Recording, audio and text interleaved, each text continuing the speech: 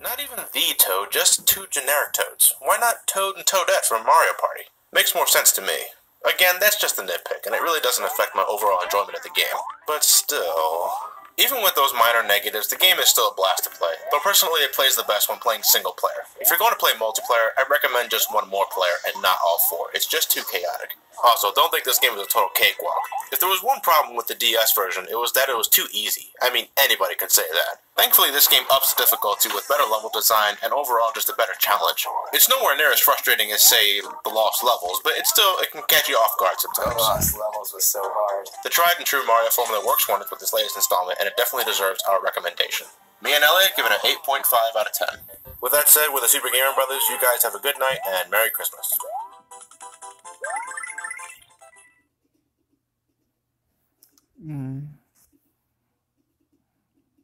Hello and welcome to a new segment of ours called Is Overdoing It.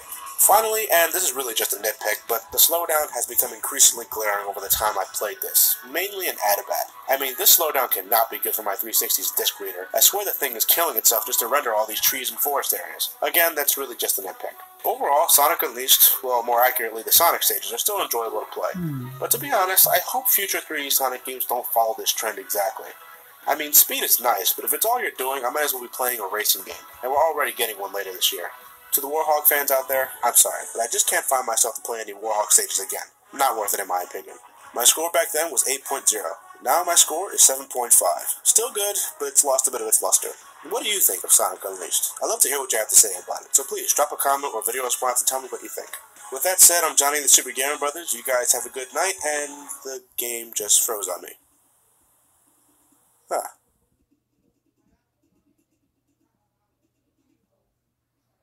Kombat 4 that hasn't been said about Mortal Kombat 3. I mean, if you like MK3, then you'll like MK4. This will also be the last Mortal Kombat to have an arcade release. From this point on, it would be console release only. Admittingly, this is also where I started to lose interest in the series. I mean, I had my fun with Mortal Kombat 3 and 4, but nowhere near as much as I did with Mortal Kombat 2. It wasn't until the console Mortal Kombat games came out where my interest started to peak once more, but we'll save those for a later time. In the end, Mortal Kombat 3 and 4 are at best okay additions to the series. I can't stress enough how much I like Mortal Kombat 2 the most, so I'm just going to end it here before I annoy somebody. One day we'll go into console Mortal Kombat games, but for now, there's other things to talk about.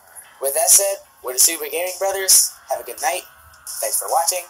Support Ghostbusters.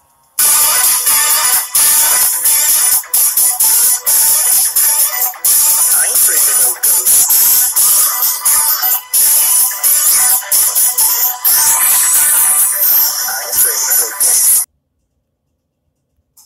If there's one female who's the epitome of female badassery, it's Bayonetta. But going back to the boss fights, I mean, wow, these are just fantastic to play through. Each boss fight is unique in their own way, and each of them have their own way of dying. Just to see some of these finishing sequences is incredibly fulfilling, and it even made me laugh sometimes at just how absurd they are. I would comment on how incredibly awesome it is to finish the last boss, but I won't ruin the moment for you guys.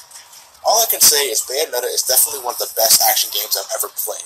Combined with awesome gameplay, replayability, different difficulty levels, an incredibly catchy soundtrack, and just for being completely over the top, Bayonetta is something I seriously recommend for those who have an Xbox 360 or PlayStation 3. I mean, for God's sakes, even the loading times are fun. The loading times! I give it a 9.5 out of 10.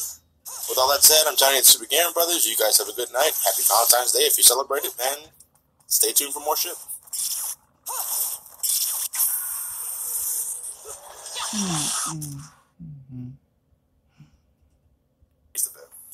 But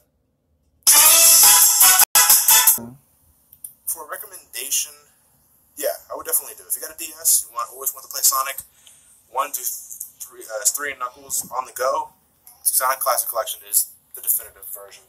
I definitely recommend this.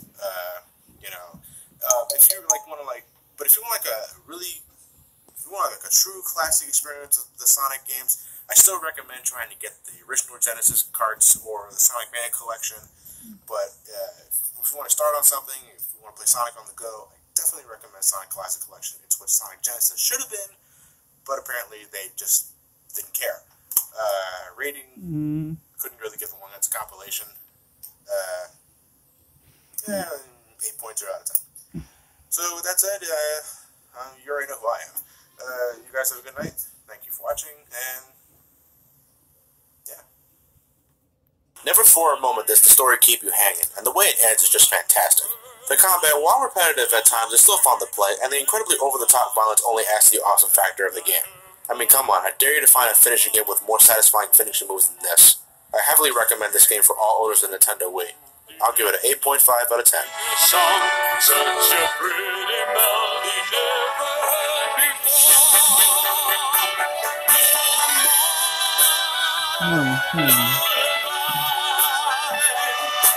The virgin just as long.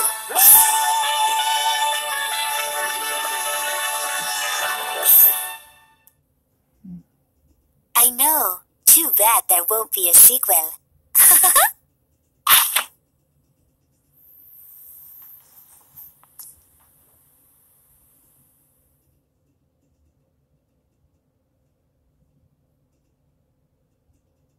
Yeah, that was bullshit too. Upon immediately entering the first level, Tails joins you, who now, in addition to having 2 tails, now has 3 eyes. This, of course, allows him to gain telepathic powers, and since that, Knuckles is hiding in the ground, ready to ambush Sonic once more. Why? Because Knuckles is cool like that. Also, in addition to returning Badniks, we also have new additions to the lineup, with one being Goro for Mortal Kombat, and Nemesis for RE3. I swear to God, it's like they ripped them straight from their original games and placed them with no touch-up whatsoever. Still, they go down with one judo kick to the knee. Satisfying.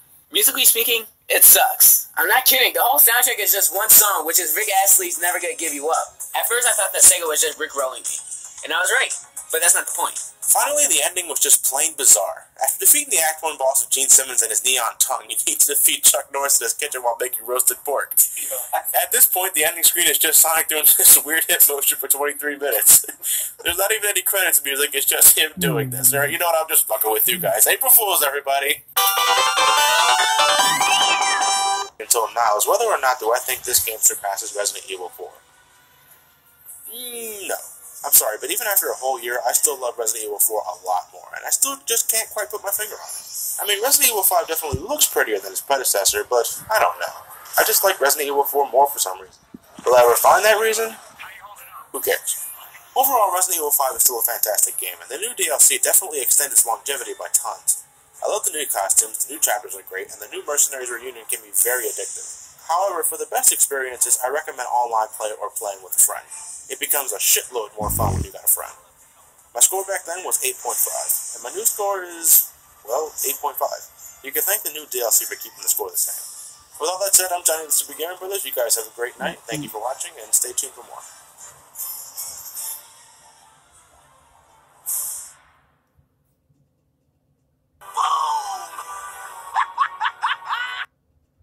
Do that much to differentiate itself from other kart racers. Whenever I see the use of items, I think of Mario Kart, and whenever I use the drift, I always think of Crash Team Racing. There's nothing about this game that feels fresh and new to me. Nothing sticks out. Because of this, you might get pretty bored with the game unless you stick to multiplayer or online. But hey, if you enjoy games like Mario Kart or Crash Team Racing but prefer characters from the Sega universe, then by all means, give it a shot. I think it's pretty obvious at this point, but this is definitely the best racing game that Sonic's ever been in. It completely shits on titles like Sonic Drift and Sonic R, and the competition can be quite furious at times, especially online. Local multiplayer is quite fun as well, and it leaves you with plenty to do. So yes, it's a great game. You can stop worrying now. I'll give it an 8.0 out of 10. With all that said, I'm Johnny the Super Gamer Brothers. You guys have a great night. Thank you for watching. Month of Metroid begins on Saturday, so stay tuned.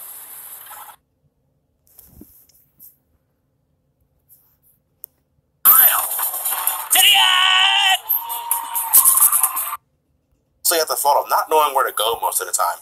The game is incredibly guilty of copying and pasting many areas in order to artificially lengthen the game, and because of that, areas look very similar to each other, and thus makes it incredibly easy to get lost in. But then again, the exploration factor is what makes Metroid. I just don't think it works too well in this installment. Another factor is just how incredibly limited Samus is when starting off.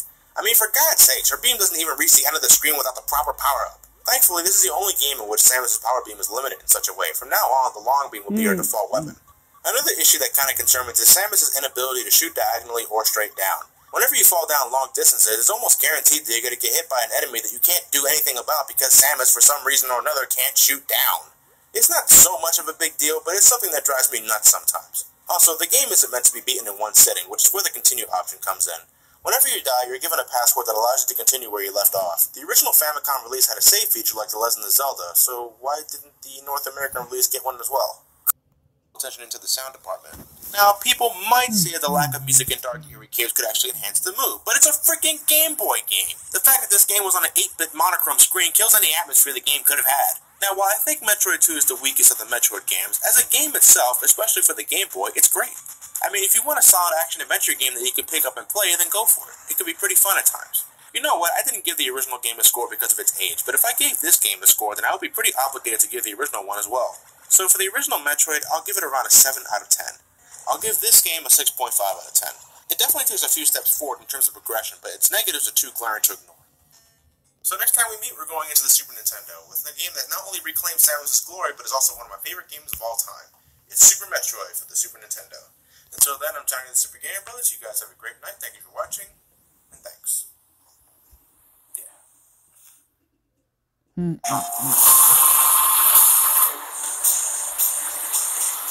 Sure, the game isn't exactly for everybody, but damn it, it definitely deserves all of its praise. As a sequel, it does its job perfectly and more. It's like what Super Mario Bros. 3 did for the Mario series, you know, only it's Metroid. Any negatives I can think of would just come off as being extremely nitpicky, so I'm not even going to waste my time.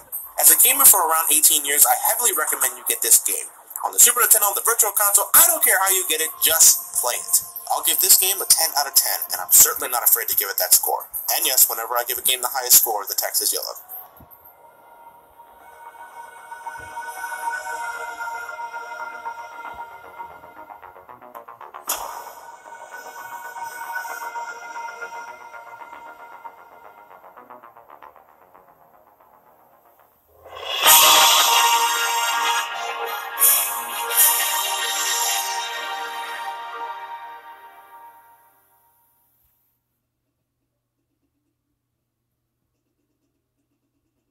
It's unloading a missile into an enemy's face.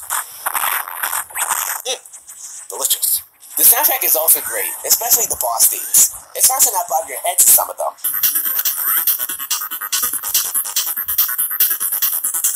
It may be obvious at this point, but one of the only negatives I have about this game is linearity. There's little to no exploration in this game at all. You know, something that defines the Metroid series.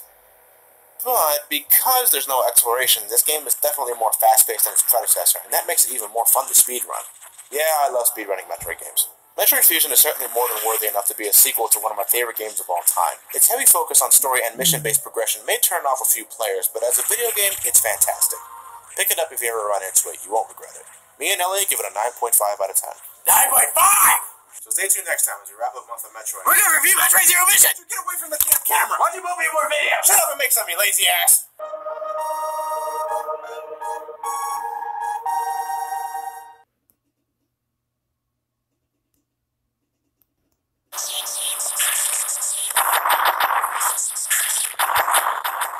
And that, ladies and gentlemen, is the end of month of Metroid. I apologize for not being able to get to the Metroid Prime series, but there's always another time and place for that kind of stuff, so look forward to me reviewing the Metroid Prime games sometime later down the year.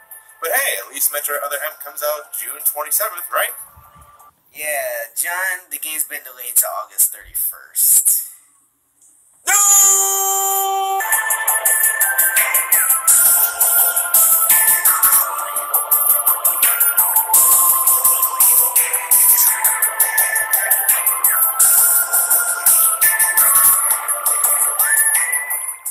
Hey John, where do you think Metroid keeps all his missiles?